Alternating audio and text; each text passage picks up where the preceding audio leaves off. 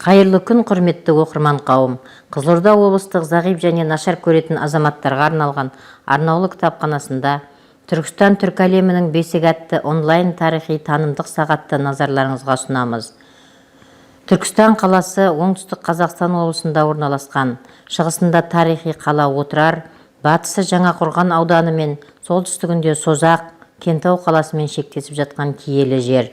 Қазақстан Республикасының президенті Нұрсұлтан Әбішұлы Назарбаевтың жарлығымен 19 маусым 2018 жылы қазақ хандығы мен түркі әлемінің жүрегіне айналған Түркістан қаласы облыс орталығы болып бекітілді. Елбасы Нұрсұлтан Әбішұлы Назарбаев әрбір халық, әрбір тәуелсіз мемлекет өзінің рухани орталығын нақтылап алу керек. Қазақстанның рухани орталығы Түркістан деген болатын. Евразия кіндігінде орналасқан Ұлы Жібек жолының Дархан даласына айналған өлкеде ертеден қала соғылды, мәдени ошақтар салынды. Ғажайыбы сырға толы өзен көлдер мен тау-тастар, ормандар мен шөлейттер массиві тарихи кезеңдердің куәсі болды. 1000 жылдық өркениет тоғысы бар шежірелі қалалар талай соғысты бастан өткізді. 1500 жылдан астам тарихы бар Қазақ хандығының астанасы болған Шартарапқа кеткен керуен жолдарының тоғысқан жері Ұлы Жібек жолының орталығына айналған. Түркістан көне қала ғана емес, ірі қалалардың куәгері. Қазақ мемлекетін құрған, қалыптастырған хандардың, билердің, батырлардың бұл қасиетті шаһарда тұрмағаны немесе соғып өтпегені жоқ деуге болады. Демек, Түркістанның әрбір көшесі тарихи беттерге толы. 4 ғасыр мен 10 ғасыр аралығында Түркістан орнында Шағбар деген үлкен қала болған. 9-10 ғасырларда ол жақсы қалалар қатарына қосылып гүлденеді. Сол кезден бастап Яссы, ал 15 ғасырдан бастап Түркістан деп аталады. Түркістан деген сөз түріктер мекені, елі деген сөз. Өйткені сол заманда бұл аймақты түркі тілдес халықтар мекендеген. Сол кезден бастап қала түркі халықтарының діни орталығы болып келді. Қала көп уақыт қазақ хандығының орталығы болды. Жаугершілік заманында сыртқы жаулардан қорғану мақсатында қаланы айналдыра қорған салынған. Қорған мен қақпаның беріктігі сондай, кейде сырттан келген шапқыншылар да бұза алмаған. Ежелгі Түркістан қаласы қазақ топырағындағы сол кездегі саяси мәселелерді, дау-дамайларды шешу орталығы болған. Бұл қаланың түбінде Мәртөбеде 3 сөздің өкілі бас қосып уәжге келіп отырған. Жер дауы, жесір дауы осы арада шешіліп, әңгіме өзек болған. Есі түрік халықтарының екінші меккесі атанған Түркістан аумалы төкпелі заманда елге нық сенім беріп, діни және рухани беріктікті сақтап қалуға көмектескен рухани тазарту орталығы. Оны қазақ жерінің әр жерінің түпкірінен мінәжат етіп келген халық ауыр қасірет пен қиындықтан қорғайтын пана деп білген.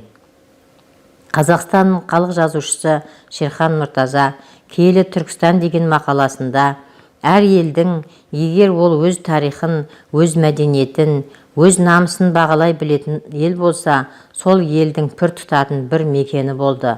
Мысалы, өзбектерде Самарқанд, Бұхара, орыстарда Суздал, Владимир, Иранда Машқат.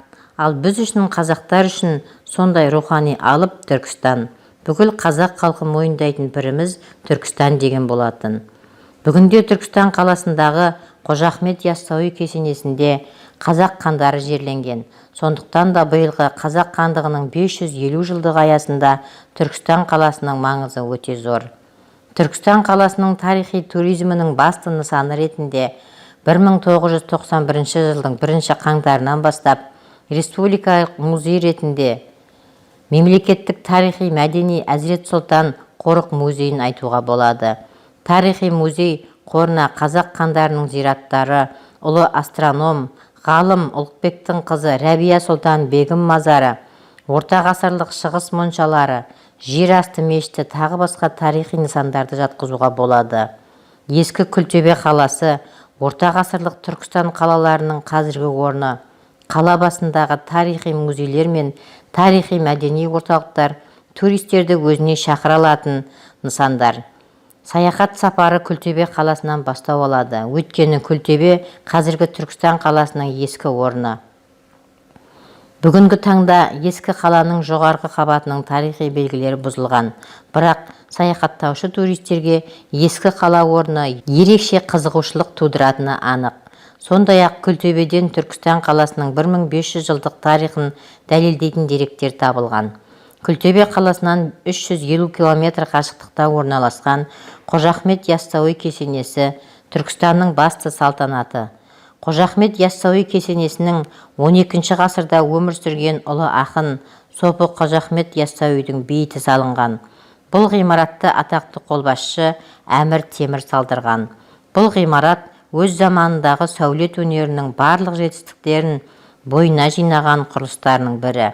Бүгінде күрделі жөндеуден өткен тарихи нысан жылына мыңдаған туристі тартып, өзі қызықтыруда. Қожа Ахмет Яссауи кесенесі ЮНЕСКО-ның мұралары тізіміне енген ескерткіш. Түркістан тарихи музейі қаладағы 19 ғасырдағы әскери казарма болған ғимаратты күрделі жөндеуден өткізіп, тарихи музейге айналдырды. Түркістан тарихи музейінің экспозициясы 8 бөлімнен тұрады. Тас, қола және ерте темір ескерткіштері, түрік кезеңіндегі Түркістан оазисі, Шауғар қаласы, Ясы қаласы, Қожа Ахмет Яссауи, Түркістан пірі, ескі Түркістан қаласы. Түркістан қазақ хандығының астанасы, Түркістан түркі дүниесінің рухани орталығы, Қазақстанның тарихи туризм ошағы саналатын Түркістанның туристерді тартуға әлеуеті зор. Тек қана тарихи туризм аясында ғана емес, әлеуметтік мәдени саяхаттау мақсатында этнотуризм аясында туристерді тарта алады. Түркістан екі дүние есігі ғой, Түркістан ер түріктің бесігі ғой, тамаша Түркістандай жерде туған түріктің тәңір берген несібі ғой деп, Мағжан ақын осы бір ғана шумаққа бүкіл түркі халқының толғанысын сыйғыза алған. Түркістан тарихының талайын көрген көне шаһар. Бұнда түркі тілдес халықтардың өткен ғасырлардағы салты мен санасын ұмыттырмайтын жәдігерлер сақталған. Қожа Ахмет Яссауи кесенесі түркі жұртының өткені мен бүгінін байланыстырып жатқан рухани үндестігінің орталығы іспетті. Ондағы мәдени ошақтар, ондағы аудандық көлемдегі көптеген кесенелер ендігі жерде облыстық деңгейге көтерілуде.